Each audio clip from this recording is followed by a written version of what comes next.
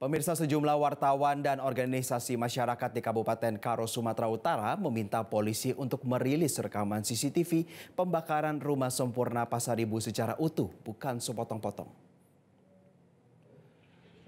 Para wartawan dan sejumlah ormas mendatangi Polda Sumatera Utara dengan menyerahkan 6 tuntutan kepada pihak kepolisian. Salah satunya tuntutannya adalah agar polisi Sumatera Utara merilis rekaman CCTV secara utuh, mulai dari korban diantarkan ke rumah oleh temannya hingga peristiwa kebakaran terjadi. Mereka juga meminta polisi untuk menghukum para pelaku dengan pasal pembunuhan berencana.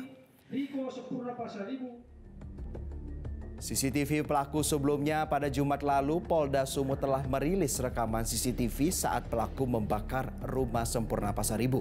Namun rekaman CCTV itu dinilai hanya sepotong-potong karena hanya memperlihatkan detik-detik dua pelaku membakar rumah korban.